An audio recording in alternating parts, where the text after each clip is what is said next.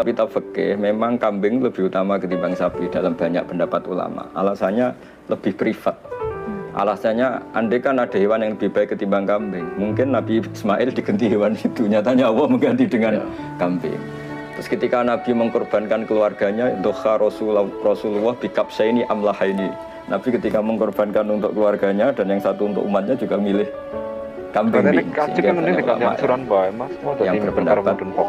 Tapi semenjak ada gaya-gayaan itu begini Pak Kuras, di fenomena di daerah kami. Semenjak banyak orang PNS atau orang mapan atau orang kelas menengah itu nganggap kambing itu problem darah tinggi.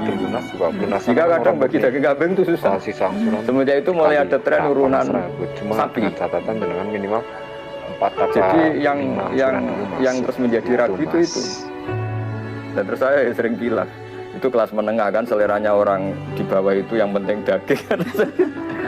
Tapi menurut pendapat saya kayaknya memang kalau sama-sama 7 satu sapi sama satu personal kambing, saya lebih ikut pendapat yang mengatakan lebih baik kambing. Karena tadi laukana gunaka hayawanun yang lebih baik, andai kan di sana ada hewan yang lebih baik dibanding kambing, mungkin Nabi Ismail gantinya ada kambing. Dan nyatanya Allah milihnya kambing. Kita alasannya ulama itu. Sempat dengar Gus Baha bilang kalau sapi pakai bertujuh nanti dipakainya rame-rame selesai. Nah itu guyonannya itu gara-gara gini. Saya di Jogja itu, saya itu kan itu Pak Kuris, karena dulu saya pernah mimpin musyawarah fikih. Pertanyaan itu nakal-nakal gini.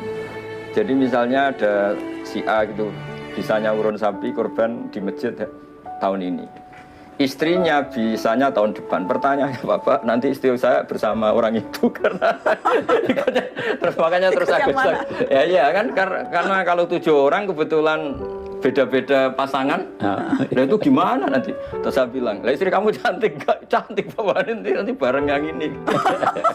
makanya kambing saja biar gak sama orang. Jika saya berkorban sapi patungan dengan tetangga 7 orang, apakah bisa saya niatkan untuk keluarga? Bisa. Bagian Anda niatkan misalnya untuk keluarga, boleh. Ya, misalnya ini ada 1, 2, 3, 4, 5, 6, 7 untuk sapi dan unta 7, untuk kambing cuma 1 saja. Ya. Jadi kalau Anda berniat misalnya dengan tetangga 7 orang siapa saja, Pak Ahmad, Pak Asep, Pak Hasan, Pak Husain, misalnya kan Pak Hudori dan sebagainya 7 orang, Anda masuk di situ. Ya, Anda boleh misalnya niatkan bukan untuk Anda, misalnya untuk keluarga besar atau keluarga Anda. Ya, keluarga Adi Hidayat masuk di situ, maka satu bagian itu mencakup keluarga saya di situ. Ya, Allahu taala alam bissawab.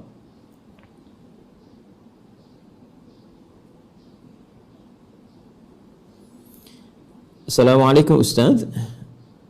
Assalamualaikum warahmatullahi wabarakatuh. Jika saya berniat hendak berkorban untuk keluarga besar saya, seekor kambing di negara lain seperti Syria, apakah boleh? Jika saya tidak memberitahu mereka tentang niat berkorban ke atas saya dan mereka?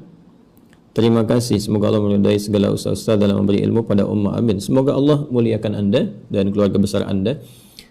Untuk korban, kalau untuk masyarakatnya tidak harus Anda beritahu. Tapi untuk pemotongnya, Anda harus sampaikan. Ya, karena ketika dipotong itu kan nanti akan dibacakan oleh yang akan memotong itu, menyembelih itu. Ya, kalau niat itu hubungan Anda dengan Allah. Ya, Anda sampaikan, ya Allah saya pengen korban ini, dan ini niat membedakan 2 hal. Satu, ibadah dengan rutinitas. Ketika Anda niatkan jadi ibadah, ketika tidak diniatkan jadi rutinitas. Contoh paling gampang, ya, Anda mau makan diniatkan misalnya untuk ibadah, maka menjadi ibadah. Nanti itu akan jadi nutrisi untuk menguatkan ibadah, bisa membuat Anda kuat untuk sholat, kuat untuk baca Quran. Tapi kalau tidak diniatkan ibadah, tidak Anda doa atau tidak Anda niatkan karena Allah, Anda gak baca bismillah misalnya, atau doa untuk makan, maka seketika jadi rutinitas saja. Maka energi dari makanan itu hanya akan menjadi penguat dalam urusan dunia. Untuk ibadah sulit dia menjadi kekuatan, karena itu bisa jadi malas untuk sholat, malas untuk baca Quran. Ya. Mana yang lebih afdal, kurban kambing 1 ekor 1 orang atau sapi 1 ekor 7 orang? Ini pertanyaan dari PLN, sudah dikirim ke saya. Ini yang saya baca. Mana yang lebih afdal? Jawabannya, mana yang lebih banyak dagingnya itu lebih afdal. Jadi kalau kambing sama sapi mana lebih afdal? Kalau kambingnya 1 ekor 200 kilo lebih afdal daripada sapi yang kurus macam anak sapi. Kalau sapinya sapi limosin 1 ton, itu lebih afdal daripada kambing kacang, kambing kampung, kambing kurus. Jadi mana yang lebih banyak dagingnya, itu lebih afdal. Itu makanya berkurban kambing jantan dengan sapi jantan lebih afdal daripada kambing betina dan sapi betina. Setelah diteliti, pertama kalau sapi betina yang dipotong itu terputus nanti keturunannya, karena sapi jantan itu tak perlu banyak-banyak, itu makanya perlu dipotong. Sapi betina dibiarkan banyak biar supaya berkembang biak. Ini hukum boleh berkurban sapi betina, boleh. Karena ada di beberapa masjid tak mau motong sapi betina, akhirnya harga sapi jantan melambung tinggi.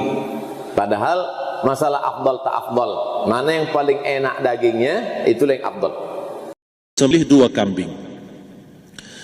Pertama, bismillah atas nama Muhammad dan keluarga Nabi Muhammad.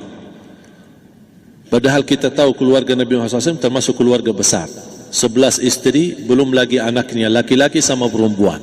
Ada yang hidup maupun sudah mati, sudah termasuk semua. Yang hidup maupun mati.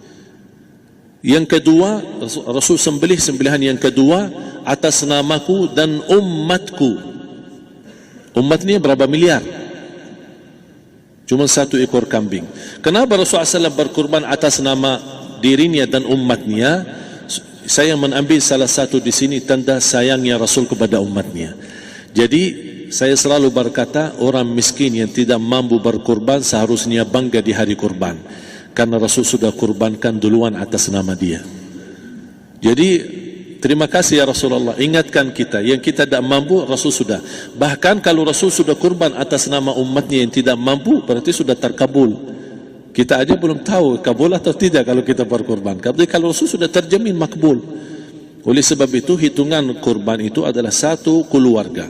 Misal, bapa punya istri, punya anak. Itu kalau mampu sapi silahkan. Mampu 1000 sapi silahkan. Kalau soal kemampuan tidak ada masalah. Tapi kalau soal kewajiban, tidak ada wajib lebih daripada 1 ekor kambing. 1 ekor kambing. Misal, kalau bapa punya istri 4. Misal. Cuman ini misal. Ya. Istrinya 4. Setiap istri anaknya 10. Berarti jumlah berapa? Anak 40, istri 4, berarti 44, sama bapa 45. Wajib 1 ekor kambing saja. Cukup untuk semua ini. Tapi kalau soal mampu, ya silahkan. Mau 1000 kambing boleh, mau 1000 sapi boleh. Tidak ada yang melarang kalau soal kemampuan. Dan kalau kita mau sembelih, bismillah atas namaku dan keluarga. Tidak perlu bawa data-data nama keluarga. Jadi disebutkan tukang sembelihnya ada capek menunggu sambil sebutkan nama-nama. Terdiri dari 3 jenis hewan yang sudah masyhur. Kambing sama domba umurnya setahun minimal, kemudian sapi kurang lebih 2 tahun, dan unta minimal 5 tahun. Tapi dari 3 jenis hewan ini, yang paling ditekankan adalah domba dan kambing. Sering kali saya dengar dari panitia masjid, kalau ada orang-orang kita yang akan menerima daging kurban, mereka kalau melihat vouchernya tertulis daging kambing, mereka tidak mau mengambilnya. Bahkan banyak masjid mungkin tidak melaksanakan kambing ini. Padahal sebenarnya kalau kita mau lihat afdaliyahnya, maka terletak pada domba dan kambing. Dalilnya adalah, yang pertama, Nabi Ismail alaihissalam pada saat tidak jadi disembelih oleh Ibrahim, kira-kira diganti apa oleh Allah? Jawabannya jelas, diganti dengan domba. Allah sebutkan dalam Al-Quran.